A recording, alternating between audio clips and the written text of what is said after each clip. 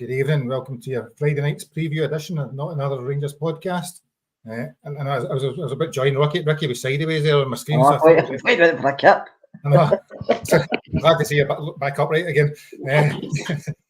So, I suppose firstly, what we're going to talk about tonight is the preview for the game on Sunday. So back to league action after a long couple of weeks break. We'll kind of pick up the last one on Monday and some of the stuff that's been happening from Kilmarnock's press conference, a little bit of an international roundup, not on the games, but on our players and how they've done, and some of the other stuff that's been happening since Monday night, since we were last on. So, firstly, welcome, Scott. How are you? I'm not too bad, Gary. Not too bad. My granddaughter's here, so if by any chance you hear in the background, just a shout, she's upstairs, Anne-Marie, so... We'll let her come in and see if she talks me her sense now. We will. She'll probably talk me her sense if they is, but especially me. But Ricky, I thought you were sleeping there for a minute and then you've got up right again. Did you hear, fella? You're mute, I can't. You're on mute now. He's lost communicado. He's maybe, that's what happens when you're in a different country. So he's you might want to go out, Ricky, then rejoin us again. Maybe lost in translation. There we go. So while we're waiting, Ricky, so you babysitting your granddaughter, or is it? Aye, my son's brought back because they've moved into a house yesterday, so we're trying to get it fixed out today. And I think I could come here, so I'm saying babysitting. I'm sitting here with you lot, and I'm doing it. So I'm not saying I'm babysitting me, but I'm in his job, so I just join in at times, Gary. Being a grandparent's much more fun than it was being a parent, apparently. That's what they always say in it, so we'll see if that's true. It is, aye, because they know at the end of the day, they go back home, don't they? Exactly. So while we're waiting and Ricky come back, we'll just kind of kick off on some of the stuff. So I suppose we were talking on Monday night about Kilmarnock's first year, and I think probably get in relatively quickly because I think every day for the next, not about you, but for the next few days, all we're doing is listening to other podcasts all about Kilmarnock's first year. So I suppose I was just kind of, I thought when we start and just get your view. Anything changed? Just kind of your summarise. You've listened to lots of people talking about it. You've listened to lots of thoughts about it. How are you feeling now on year one? Like I said the other night, it's probably 5 out of 10 for me, Gary. He's done good things. Some other things could be better, but as you say, sailing against the wind, I don't know. It's the board have no helped him because the way the club is at the moment is kind of shambles, whereas there's no people in certain positions there should be. He's had to do a big rebuild because a lot of players did leave, and most of the players probably did have to go anyway.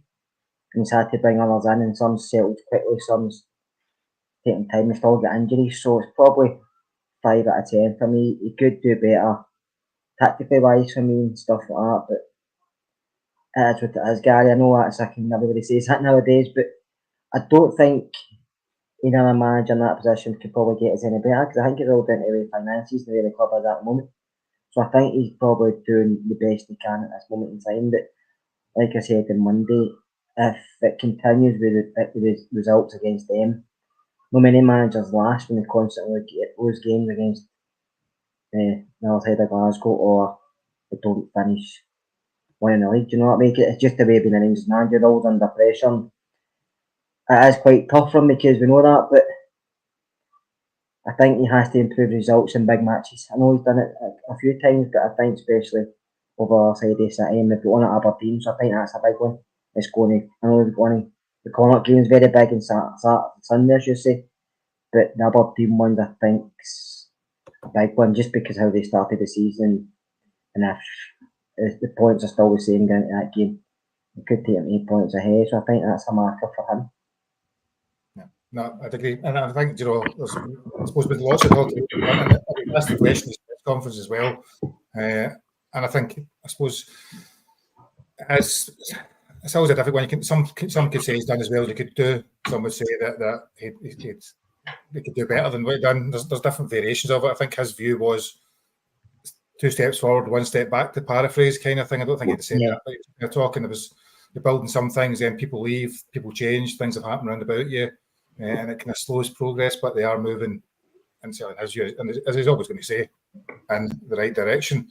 I think you can make a case for and against it, and I think, as you said, 5 out of 10, 6 out of 10 is probably quite reasonable. Ricky, you're back. Is this working? This is Can one you of hear the Yes, we can hear you. Thank God for that, man. Gary, you get in charge of the controls, mate, and you That put was me it. sideways and then That's- kick me out. I know I've not done a thing. I've not done a thing, honestly. I only got a new haircut, boys. There's no need to start bullying me on the pod. Thought you were somebody, and somebody didn't realise you were. Who's that guy? Get him off. You know.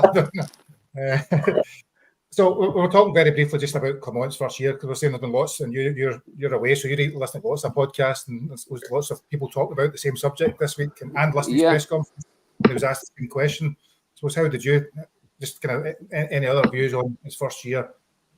No, well, we spoke about this on Monday, mate. So for me, 6 out of 10. He's got a big 2 months coming up. He's got fixtures coming up where we need to see improvement. You know, he's got 2 Old Firm games if we manage to beat Motherwell, and that'll be a tough game in the semi-final. So we're going to find out a lot about the manager when we get to the end of January. You know, I mean, we can speak about, and he has had his hands tied behind his back in a lot of ways with the way the board treated him with players and stuff like that. But at the end of the day, his job is to coach and get the best out of the players that we've got just now. So we'll see where we are. One of the things I would say is when people talk about the board, and we'll come on that a lot, but he still got, what, 10 million net to spend? It wasn't any less than every other manager was. The problem was we couldn't sell him. That's where the problem's been this year, and so he has been backed. Whether it turns out to be the right players, we will see as time goes by. So moving on, I suppose this year there's been lots of things. International week, or International fortnight, or International month, or 6 months, however long it feels. There's been lots of games. There's been a number of our players, actually probably more players on international duty now than there was last season. Might be wrong. I think there's probably more players actually getting international recognition. I thought we'd maybe pick out a few of them and just kind of get the views of them. I'm going to pick Suter first, Ricky, and because you were talking about watching the press conference, I like watching John Suter in a press conference because he has no interest in talking. He's monosyllabic and let's say blunt answers and moves on. So it is quite amusing. But in terms of his performances, man of match against Ronaldo. Outstanding, mate. How did you think his 2 games went, or what you've seen or what you've heard about it? I only caught the highlights of the Portugal game, but you know, when Scotland fans are praising a Rangers player, you know that he's had a very, very good match for Scotland, that's for sure. And I did see a few clips with Ronaldo, the one with Craig Gordon, it was quite amusing, and I'm losing the plot at the end of the match, throwing the toys out the pram. But I have been really, really impressed with Suter this season. I think he had a shaky start. I watched him against Croatia, and I thought he was outstanding. He's got a chance now to really, really cement his place in that Scotland team and also cement his place in that Rangers team. And I know this is a reason for me that we need to move Tavernier on, because we've got these players coming through now behind Tavernier, your Suters, your Barons. I want these players to be part of the leadership group going forward. I think these guys will really flourish if we just get rid of that last bit of scar tissue from before, and we can really let Suter, like, I wouldn't make Suter captain, but just part of that leadership group, him proper, get Connor Barron in there, get a few others in there with him, and I really, really think that he'll go from strength to strength. I was really, really impressed. This is, when you have a really good international week, it can be fantastic for your players. If they go away and play well for their country and get a lot of confidence from their 2 performances, the player can come back and be full of confidence and really kick on. And then you've got the other side, what happened last year with Sima. Your player goes away, gets injured, and you lose him for 3 months. But when it works with international football, it can be really beneficial for your players. And I think Suter Sunday, I expect him to be absolutely flying and full of confidence. So, Scott, you might not have watched any of the games, and you might have watched them, might have been there for all I know. But John Suter, I suppose he had a shaky start of the season, as Ricky says. He seems to have built in confidence, maybe settled a little bit as the time's gone on. Partly, I think one of the comments talks about maybe Proper deserving a bit of credit for that. I think Suter in his interview said that literally the 2 players were flung together. They were going to be good and bad at some games. So, how do you see how he's progressed over the last couple of weeks, and if you did see anything of against I actually watched most of the Scotland Portugal game, and I thought he was superb. Like Paul says in the chat, Portugal did a lot of high balls, which kind of suits Suter down to a T. But Listen, playing against Ronaldo, I know Ronaldo's a fair age, but he's still a formidable position at that age. It doesn't matter what it's like, he done really well. His positional awareness was really good there, mate. So that's what it was. And I think for us, first and foremost, he's playing Gary consistently. He's not been in and out the side because of injury. I think this is probably his longest run in the team for a while without being injured, which is benefiting because he's getting a clear in the games. He's getting up to a standard where he wants to be, and he's not like playing a few games and injured and been out for a few months and trying to fit back in. And I think you have to credit proper because I think the two of them didn't reach her for Adam when he came in. But over the last couple of weeks, you can see it's getting better. Yeah, they still make mistakes at times and being critical of that, but you can see the understanding building. And I think they will complement each other. Listen, they've all been critical of proper and they've been critical at times, but the two of them, I think, together are a good pair, especially for the league. Maybe in Europe will get found out because it's a higher level, but I think for our league, I think they're really, really good. But no, I hope Suter touch wood that he stays injury free because I agree with Ricky as well. I think he's important to the side, but I think he can be a leader. Do you know what I mean? I'm not sure, but I think he was captain of Hearts. I'm 100% sure in that. He was. He was, yeah. So I'm not saying he's going to be captain for us, but with Butland there, with Suter, with Proper there, we've got guys who are experienced, guys who are a wee bit elderly compared to the younger players we've got. So we've got a good squad of players that we can build round about and take the club forward. Maybe one or two won't be there next season, maybe even after January, but the majority of them will be and we can build around. But I think John Suter staying fit. You do need to stay fit if we've got a semi-final coming up, we've got a couple of important games coming up. But we need John Suter to stay fit and forward because the more they play together, the better understanding we build. Yeah. And I suppose part of it, I mean, John Stewart, what's that? Maybe it must be a year and a bit. He's now been pretty much fit, rather than the knocks that some players get. You know, I think, but we still have a perception of him being injury prone because of his career. I think there's always that niggle that he's going to break down, which is a slight, maybe unfair on him, to be honest with you. But it's the way his career's been, and certainly Proper. We judged him after a couple of games after the Celtic game. Most people seem to judge him very quickly. Whereas they're now, I'm sure I was looking 7 domestic clean sheets in 9 games, I think, which is reasonably impressive. It has to be said. You can argue with the opposition all you want, but to have done that has been pretty decent. They've not lost a lot of goals, maybe give up too many chances, but it's certainly going quite good there. I think one of the things you mentioned about captain, they did ask him a question at the press conference about being a captain. Has he taken on more responsibility since Goldson left? And I think his words were, might be wrong, was basically he does the same as he done last year. He does what his job is as a player. I suppose that's the thing. Being a captain doesn't mean you do something massively different. Just did they pick up Gary and how he's playing on the right side? No, they did, because that's why at the very end they asked him about, and he actually spoke and said that he feels a lot more comfortable playing on the right, especially when he's passing up from the back and he's breaking the lines. He says it's a lot easier for him because he's right-footed, so it's a lot easier to see the picture and it's a lot easier for him to break the lines and feed the balls into the strikers because he's playing on the right. Actually, I don't normally watch the players' press conferences because it's the normal, as boring as anything. It's the usual soundbite, the usual crap like, oh yeah, opposition, hard game, it'll be a tough match. But he actually spoke. I actually do find Suter quite amusing because he is quite monotone. But today he actually spoke. I was interested about him playing on the right, and he's been playing really well this season. So I actually tuned in to see what he was saying, and actually it was only about 6 minutes, but I actually thought he spoke very well. And to be honest, I think they should have moved Goldson on long before we did, because you've seen the deterioration with Goldson, and we're seeing it just now as well with other players. But Suter has been, he needed Goldson to move on so that he could step in, get that confidence and really flourish. And he's took his chance with both hands for me, you know. So, see, I've left this question up from Paul. They would like to see Ballard get minutes. Do you think, with Suter playing 90 minutes over the last week, in a game next Thursday, so many games, tomorrow's an ideal, or Sunday's an ideal game? No, we're on screen, Ricky, so there's no point shaking your head. You need to speak. No, well, I was waiting until you finished there, mate. No, I get Paul's point, and we did it in the past. We were always when we had Phil Hillander, we were always bringing Balogun in and out in certain matches and stuff like that. But I still think they're very, very... It's a new partnership with Souttar and Proper, and Proper's had a good rest the last couple of weeks. Souttar again, he said today, he says, look, I want to play games. I don't want to be... I'm ready to play every 3 days. I don't want to be rested. I don't feel I need to be rested. Okay, come on. I'll be looking at the sports science side of it, and he'll be speaking to the medical team. And I get Paul's point 100%.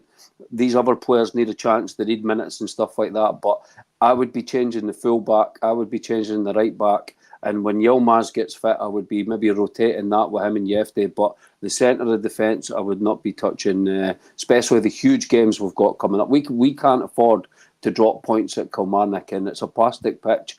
Balogun's age, man. If you play Balogun at his age and on that pitch and it goes tits up, then the fans will just go straight for come on, you know. Right, so we'll move on from Souttar to Casson Wirjo, who played for the Dutch under-21 team. I didn't actually know he was in the under-21 squad until this week. I was slightly surprised that Dutch under-21 we have an option to buy, which is a good sign.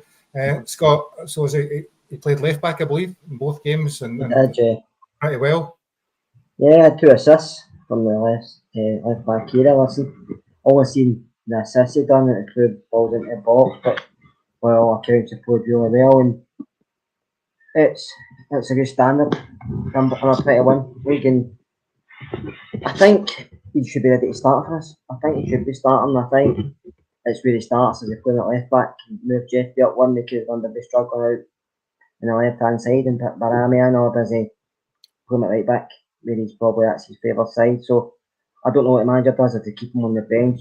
Listen, a boy that age, yeah, he's still young, but you can see he's got the way he plays. You've seen it when he comes on as a sub for us. He likes to get stuck in. He's ready to tell folk he wants the ball and he doesn't shock anything. So I think he should be starting, but that's a manager's call, and I don't see him making it for dropping half. So I think if he does start about on the left hand side, maybe Jeffy moving up, but I'm not sure he'll do that either. I mean, without wanting to go into the old Tavernier stuff, because I can't get bored with it very quickly.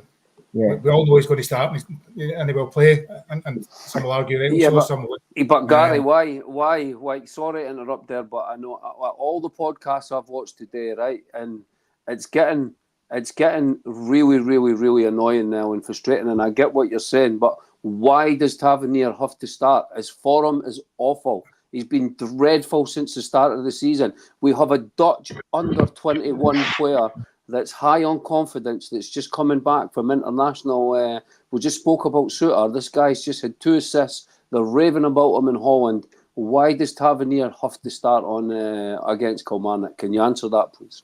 I can give you an opinion on it if you want, quite easily. Yeah. You know, I think, you know, I'm a huge fan. I always have been. I certainly think he's declining, and that's fine.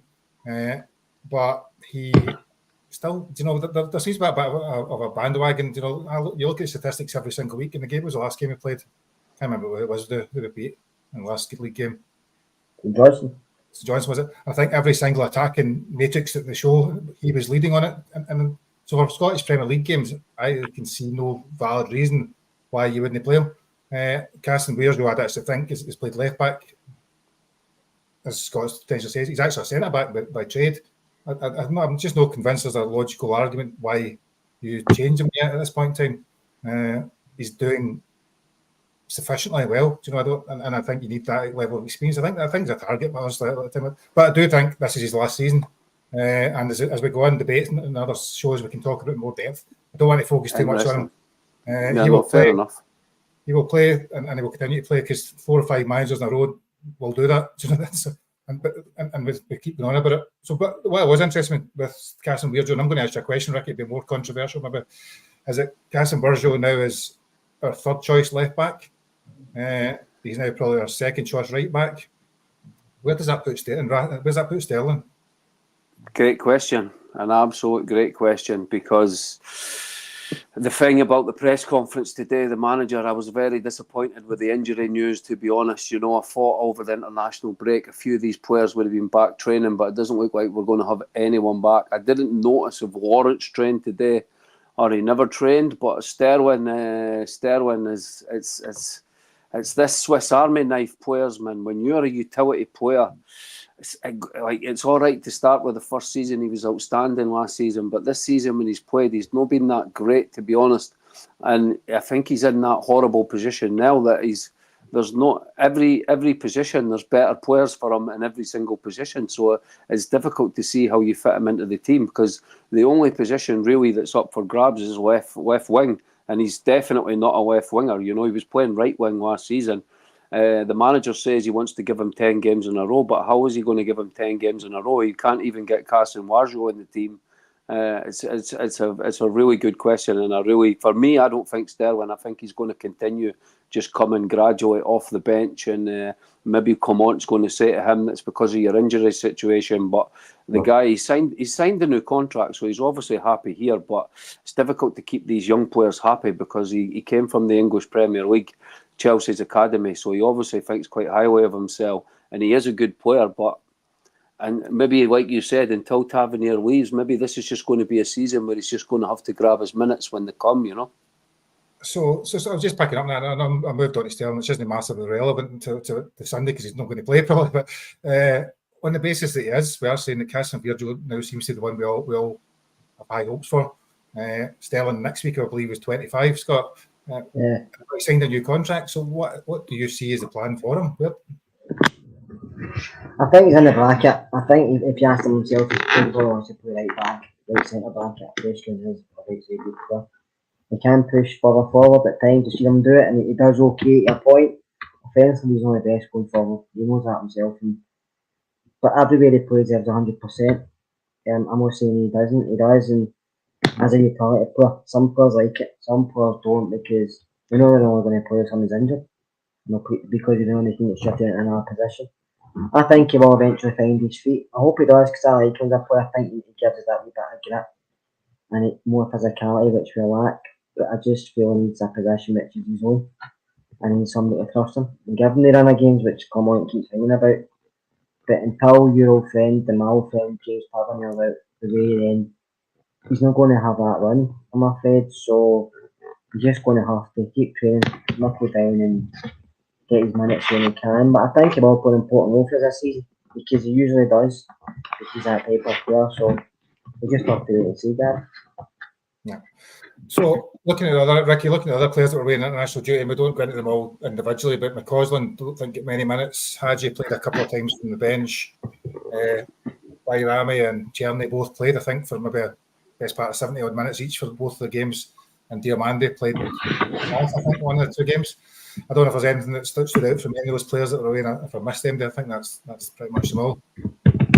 Yeah, no, Bajrami had a good game. I like that guy. There's an Albanian guy on Twitter that's good crack. He's winding up the Celtic fans all the time, and he's fallen in love with Rangers. And someone sent him a shirt with Bajrami on the back, so he's good to follow the Albanian team. So I saw some of the highlights, and the first game the Albania didn't play too well, but the second game they played well, and Bajrami played really well. But I saw Paul's comment there about Lawrence, so it's interesting to see if Lawrence is going to, if he's got a fitness test, and it's interesting to see if he's going to play, or if Lawrence is injured, then Bajrami will have to play.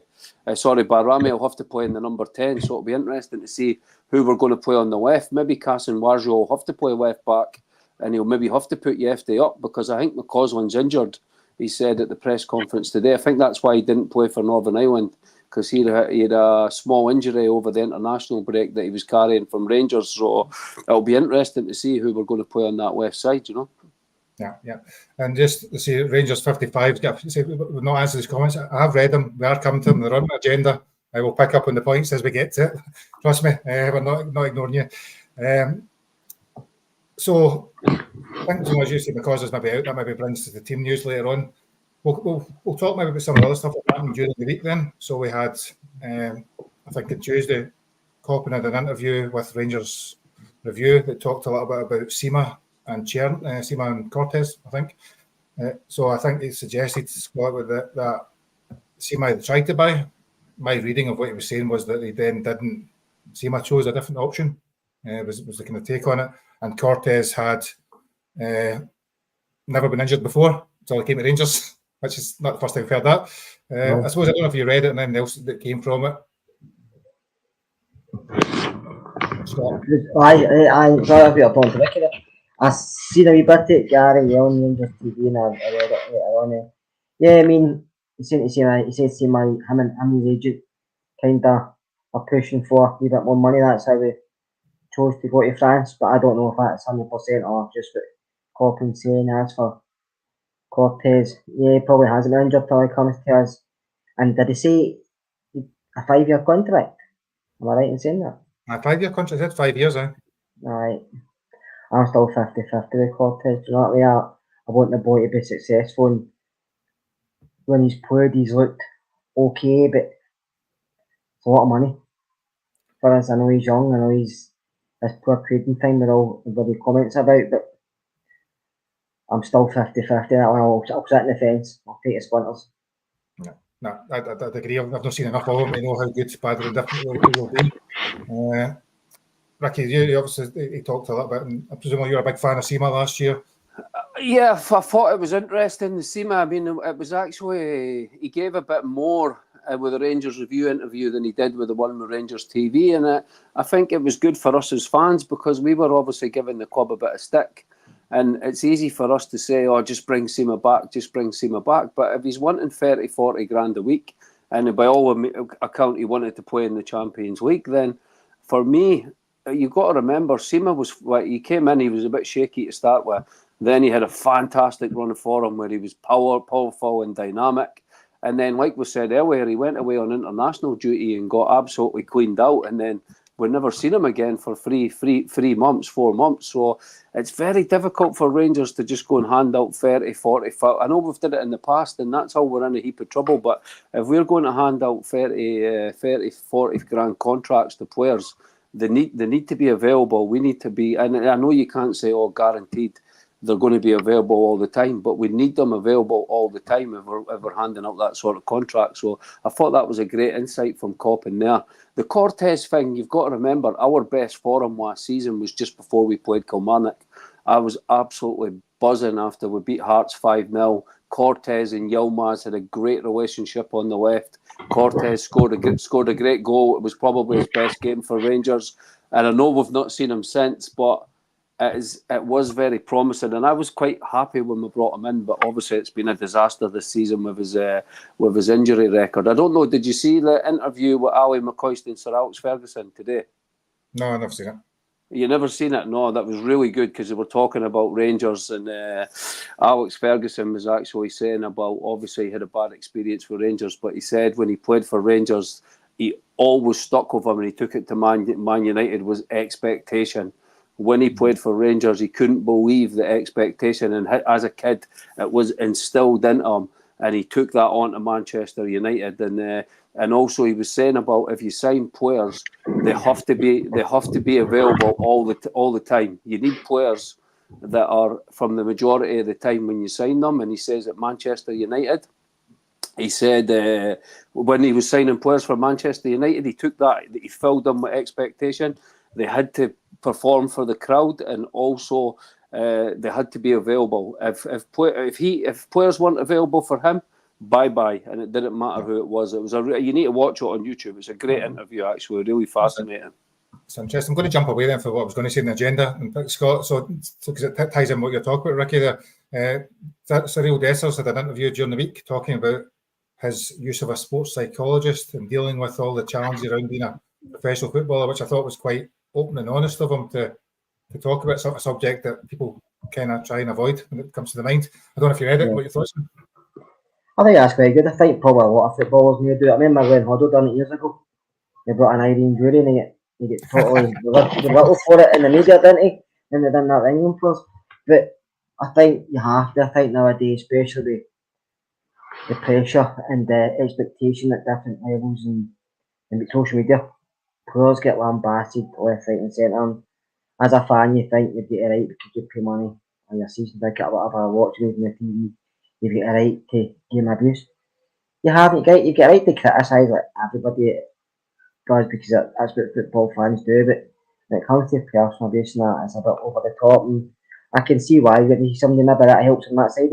maybe it also helps on the other side that Gary, whereas maybe he's feeling the pressure during matches, if he goes through missing chances and not scoring goals, well, maybe he wants to give his mind, I don't know, time to think about how he can breathe differently, or think differently, or relax differently, just so he can clear his mind for the game. So it's good to see, because it means guys are thinking about himself as well as others. So I think it's quite good. I think it's probably modern football nowadays, isn't it? Maybe years ago, as guys, know yourself, when you're a certain age, you say, now I can get through this, I don't need to talk to anybody. Times have changed that way, so it's good to see if he clears it, then he would do it. No, definitely. It's interesting to see for there. So, which moves us probably on to fans again. So the next day, our chairman came out and decided to give a bit of an update, and one of the big parts of the update, and I don't know who'll pick who, am I going to make antagonise all the Rangers fans, the Union Bears. Ricky, because he's a right wing Nazi, like. I was going to pick Ricky because he's far away and he can say what he wants, but so Ricky, better not like Keir Starmer see that haircut, Ricky. It's the pyro. Pyro very simply was heavily criticised by the chairman, and obviously there was a fine for the club. There's potential closures. I suppose I was at the game down in Scott where if you were there, we both sat right across from it. Yes. So it happened. I remember saying at the time, my daughter, this is a definite fine. There's no real gain to this. Stupid. So I'm going to sound a bit silly here, right? Because I'm going to contradict myself here. But when we were in Malmo, I actually didn't mind it and thought, right, we're away from home. I thought the atmosphere was unbelievable with the players and the fans, and it was just one of the nights where everything clicked. And I didn't mind it in Malmo. But again, you can't do it because you know you're going to get a fine. But to be honest, when we did it at Ibrox, when like the Union Bears are now in the old folks' home, the Copeland, it just looked so stupid. It didn't even look good. It looked crap. Somebody was smashing fireworks off the roof. It's like, and listen, it's not to have a go at the Union Bears. It's a bit like giving your son a clip around the ear. It's like, guys, you know, you've went out to play here. You're causing absolute chaos. You're annoying the neighbours.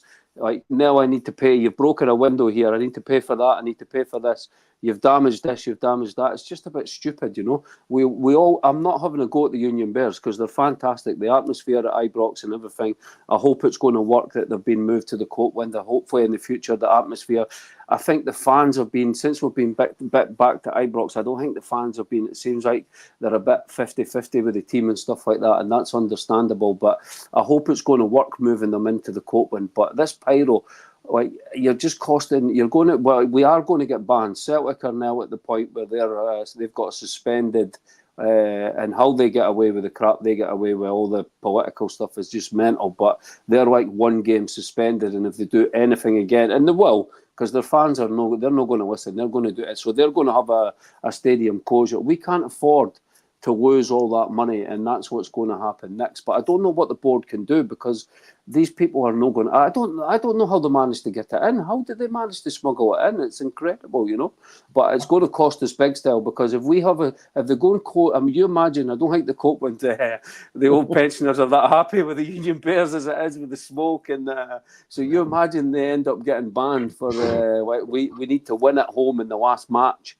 And they close half of Ibrox because we'll let pyro off and we're not heeding the warnings. It's just going to cause a lot of division between the fans. You know, they don't need it to make an atmosphere. You know, get the flags on the go, get the tifos on the go, get the atmosphere going. The pyro and the fireworks is just a little bit too much, and it's really, really silly. We don't need the daft singing. We don't need any of that. It's just costing the club money. What's the point? That went into a full scale. So the views of Ricky do not necessarily represent the views of Gary. Yeah, not really. So yeah, I think we'd all agree. You know, the Union Bears add colour and all sorts of other things to it, but there's no when to draw the line and when it benefits the club, when it hinders the club. I think so. I think when it costs the club money, then it's just say to himself, right, we need to maybe do it another way. I think that's it. We've all seen things they've done in the past. We've all thought that's fantastic. They've all took pictures.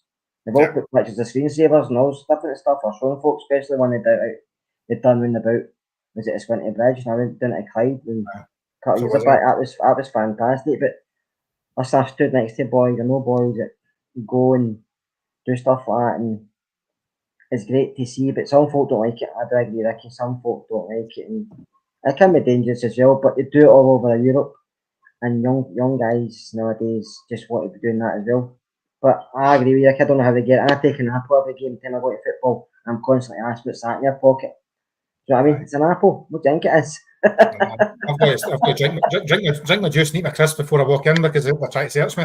The curry and chips kind of get in your pocket, Gary. No, it's not. No.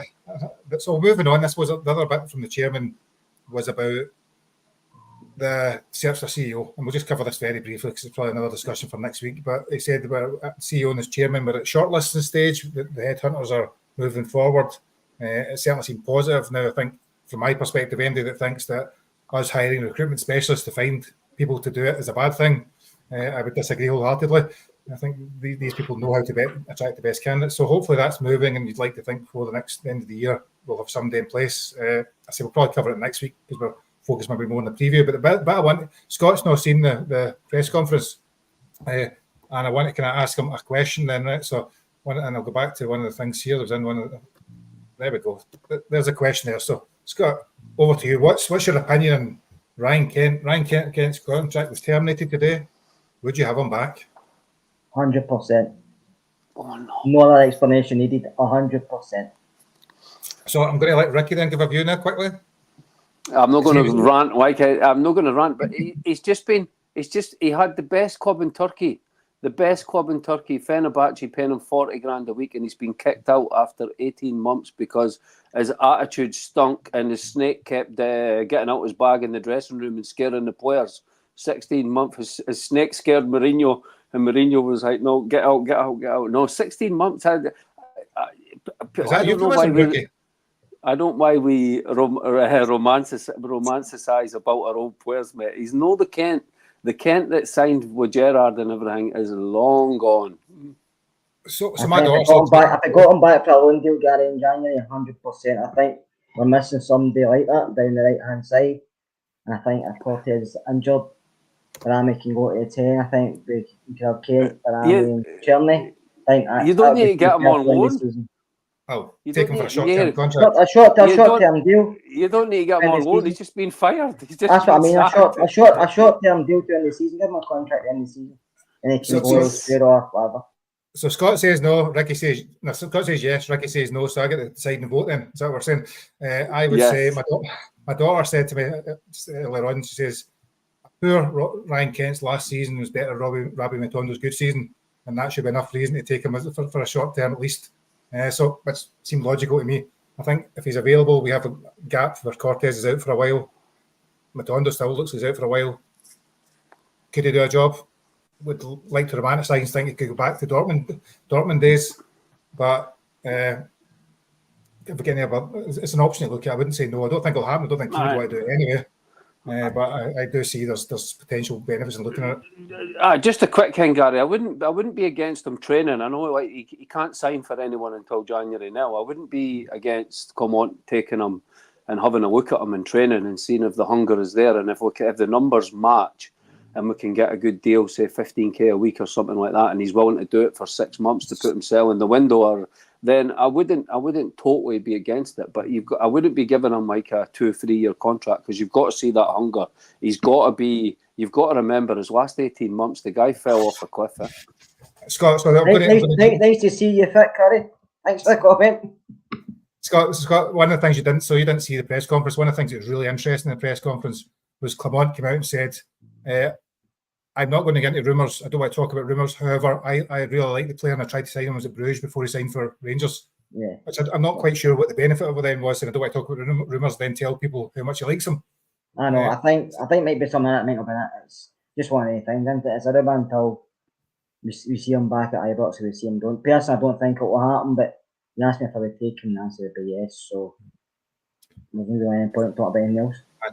So move on. I mean, there's a question. There's a statement that says Kent couldn't play until the new year. I'm not sure if that's one of the rules. Yeah, well, till the window opens. Aye, if you're free transfer, it doesn't matter. It doesn't matter. Oh, first of January. Right? Yeah, That's 1st all. of January, because they sacked him after the window was closed. If he was sacked, I think it was something. He's not a free agent because it was after the window was closed that he was fired. Very emotive, Ricky. Sacked, flinging the word sacked in to make sure we know. Well, he know was.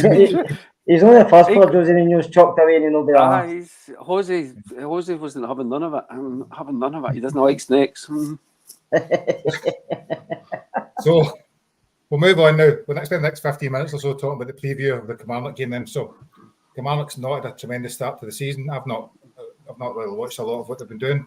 They've obviously got some players that we talk about a lot in podcasts, like from Watson to Danny Armstrong to Robbie McCrory, who's there on the bench, I believe. I don't think he's getting much of a game. I don't know if you've seen much of them, Ricky. Have you seen?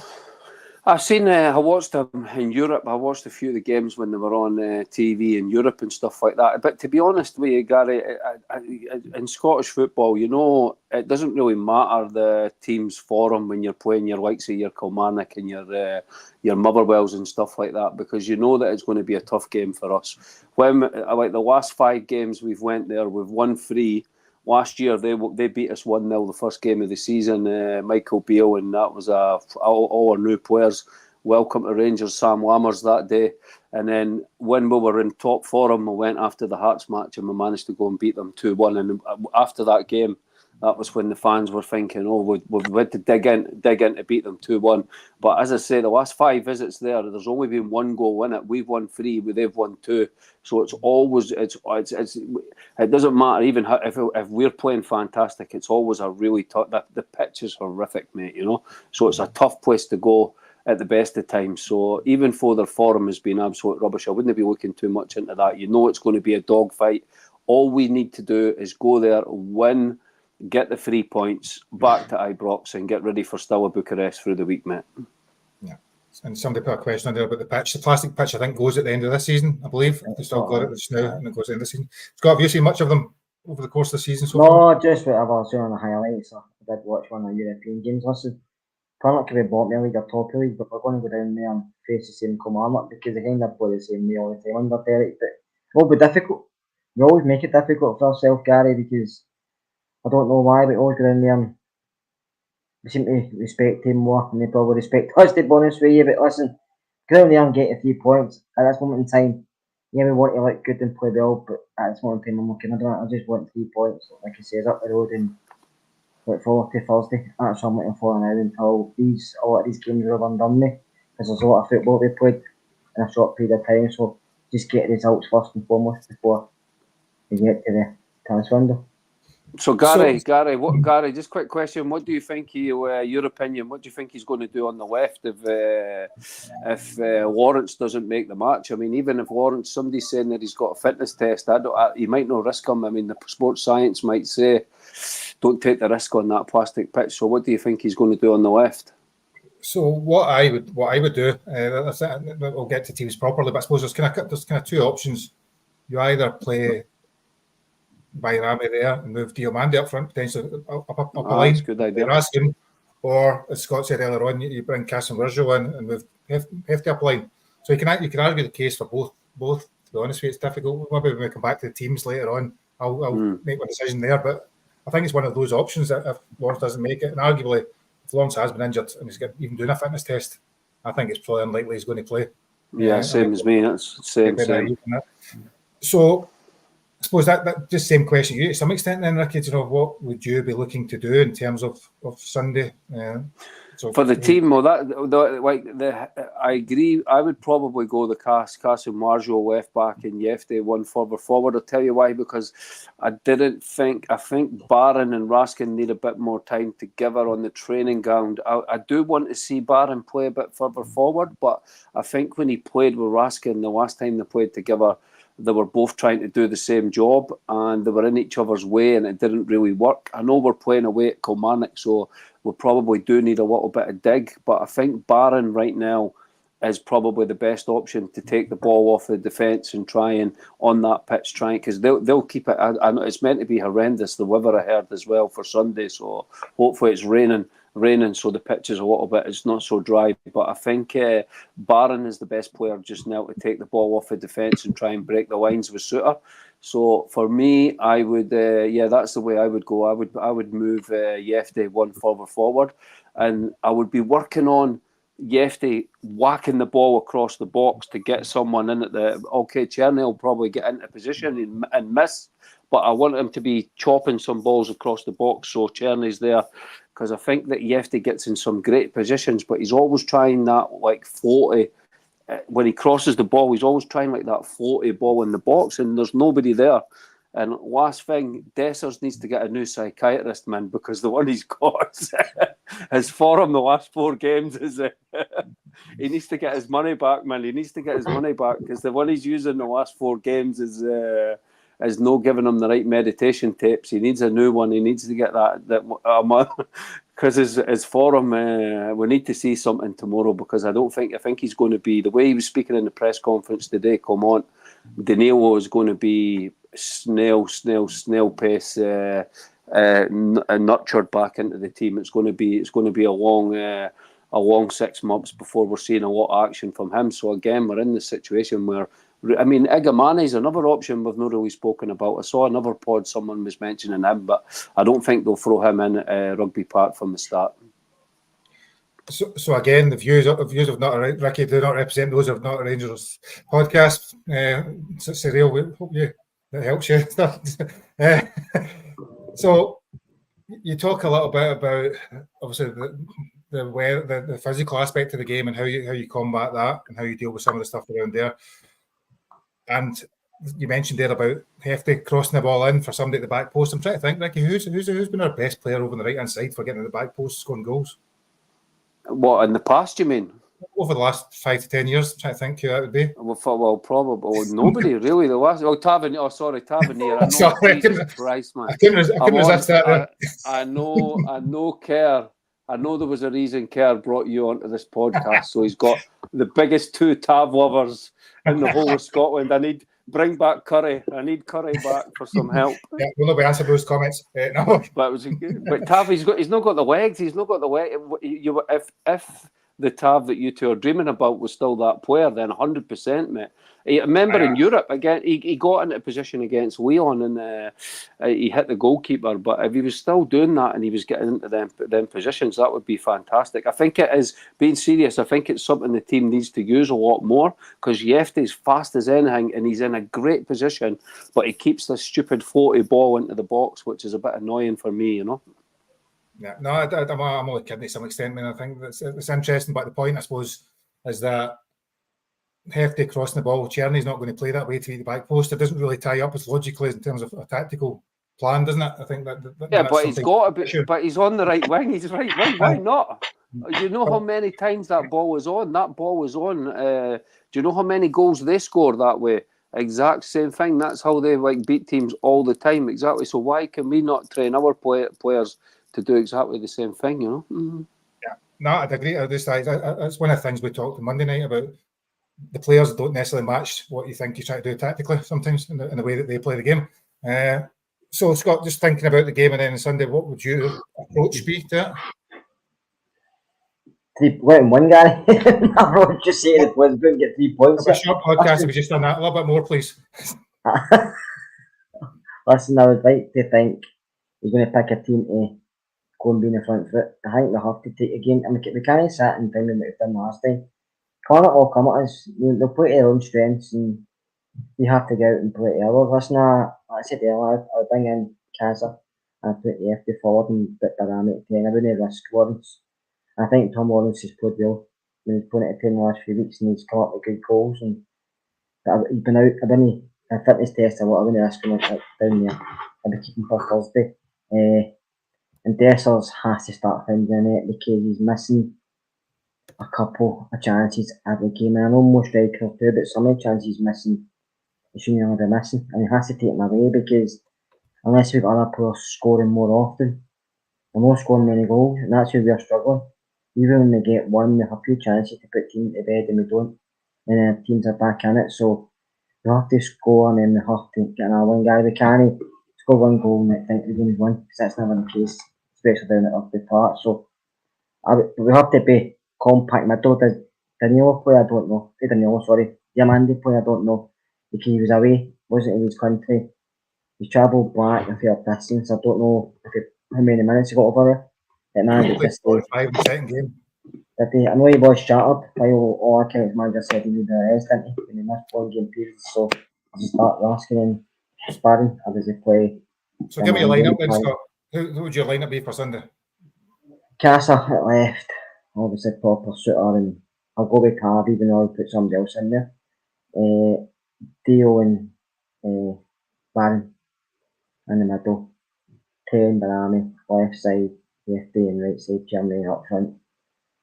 Super McCauley, no sorry, Dessers. I think that's where we have to go. I don't think they get any options up front striker wise. I think a man I like, but he needs games, he needs to play games to improve. But we can't start him and not anybody else scoring in the team. Because you've seen in some games he was coming very, very deep. And I'm looking forward to seeing Brahmi and Ten. I know a lot of people saying there's left his country. He's doing well now, his hand side for us as well. But I think when he plays in a few games, we'll see more from him. We'll see better from him, and I think they'll score goals for you as well. So that's a team I would go with. But it'll be difficult. Kilmarnock will be physical. You know that they always get that down there, so we have to be ready for it because it's a big 3 points. Yeah. So we'll come back and get score predictions at the end. So Ricky, your team lineup for Sunday. If Lawrence doesn't make it, I would have exactly the same team as Scott. But if Lawrence can play, I would keep Barami on the left with Yefte because I think they've got a really good partnership. And I would bring in Kasim Wajo at right back for Tavernier. So I would have proper Suter and Yefte, and then in midfield I would go Barron, Diamandi, and obviously Lawrence, and then Cherny and Cherny, Danilo, and who have I got on the left? I forgot who I've got on the left, but that's my team. Danilo, Barami. No, sorry, Dessers. I know Dessers isn't playing great, but it's not that bad. No, I was reading it off a bit of paper and I still mucked it up, mate.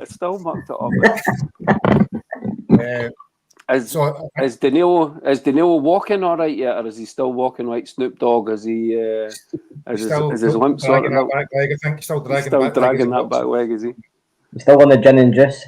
I think I think they said he's still out. He's out. Cortez is out for a number of weeks. Matondo's 2 weeks now before he starts full training. Red Van next week. But will be fat enough to get punted in January. Red Van will well, hopefully time his injury so that he just gets fit for January so he can go as opposed to get injured again. But so is my team. Who would I pick? And so Butland, it will be Tav. There'll be Tav, proper Suter, and Castle. Where's I'd go?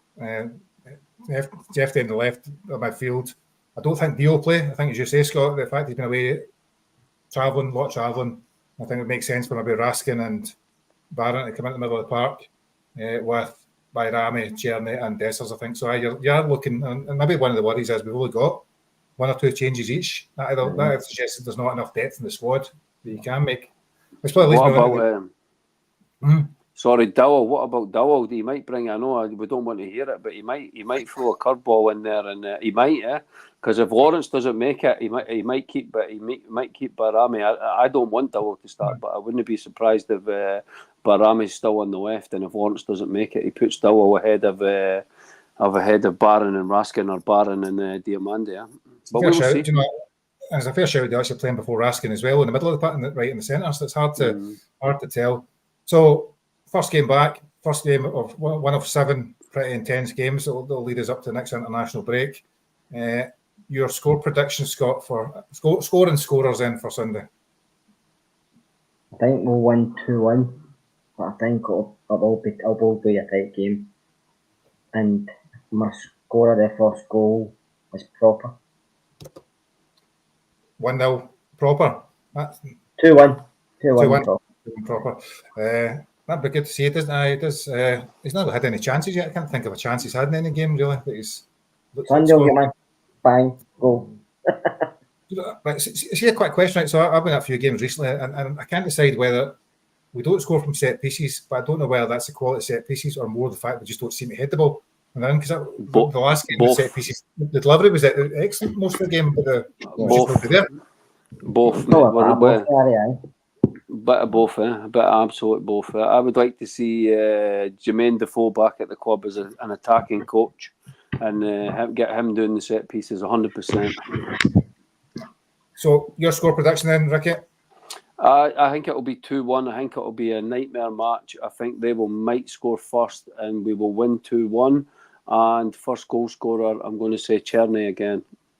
And sorry, just quick to Robert in the comments. I wasn't saying that I want Dowell to start, no chance. What I was saying was I think that the manager might put him in, not me. I wouldn't even have him in the squad, mate. Not even in the squad, but I think the manager might chuck him in. So I will go for 3-0. I think I put in Tav, Dessers, and Bayrami. So I think I think it's one of those games that we think it's going to be really difficult, and we might get a couple of early goals and just cruise to a 3-0 win. Very confident. There's no point just going with this 2-1 every time. Let's try something different. Hope so. I've just seen that comment about the goals and should have scored umpteen goals season with headers that we missed, which was probably true. Oh, we did score a cracker against Kilmarnock in Gerard's time, right in the last minute, if I remember rightly. Yeah. So we're coming to the end. Is there just any final thoughts, Scott, before we head off for the evening? No, just hopefully Sunday we get 3 points and then we can look forward to Thursday, because I think Thursday, in my eyes, it's probably a game we should be winning. I heard they might be resting a lot of their team, but I think it's a game out of teams we're facing. I think this could be one we should be winning. But then again, I could be wrong, but I think Thursday is the one we should be getting 3 points from. But first of all, let's beat Kilmarnock. Yeah.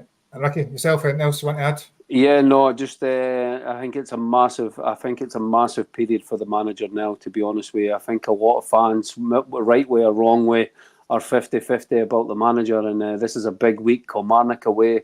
He's got a huge match. He needs to sort out our form in Europe, and it's a big game against Steaua Bucharest. I wouldn't be listening to any of the rubbish that's coming from them about they're going to rest their whole team. What a lot of nonsense. It'll be a tough match. It always is against Romanian teams. But that's a negative and a positive, because if he wins against Kilmarnock and we start to see a bit of progress, win in Europe, beat St Mirren, fantastic week, and then we've got another big week after that. Yeah, definitely. And we will be back on Monday night, I think, Scott, is that right? And that's right, yeah. We will review the game on Sunday. We will start to talk about Thursday, and we will see where we're at, and hopefully we'll celebrate 3 points. Ideally, some of the teams above us have dropped points, at least one of them, potentially both of them, depending on how the results go. And we will be back next week. So thank you for tuning in. Thank you for watching. Thanks, Scott and Ricky. And see you again soon. Thank you, guys. Yeah, Ricky.